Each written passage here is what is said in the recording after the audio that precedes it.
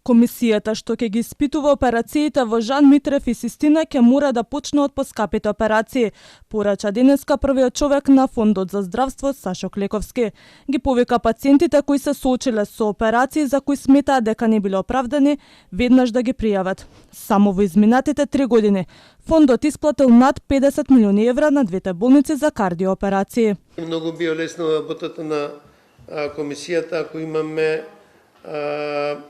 одредени представки, меѓутоа ние можеме да направиме и слепа проба, чим се отвори веќе справата, пошто слепата проба ќе ни одговори колку е масовна таа појава, пошто овде не е важно само дали има случаи, туку и колку ги имате. Клековски рече дека и досега се вршеле контроли. Исклучи дека можело да има манипулации со цените, зашто ценовникот е ист и за приватните и за државната кардиохирургија, но останува комисијата да утврди дали се правеле интервенции за кои немало потреба.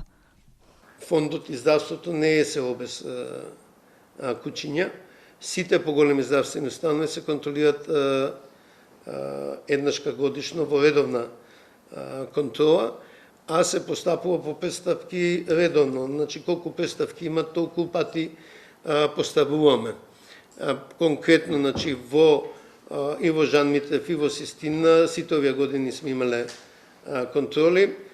Граѓаните да пријавуваат, а податоците ќе бидат доверливи, порача и денеска министерот Алију. Во меѓувреме се комплетираше домашната, а се чека и на финализирање на странската комисија која треба да утврди дали имало евентуални пропусти во приватните болници.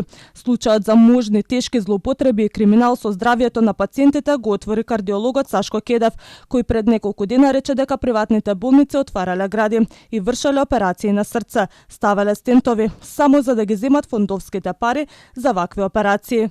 Систина најави тужба за Кедев, од Жан Митрев досега не се огласија.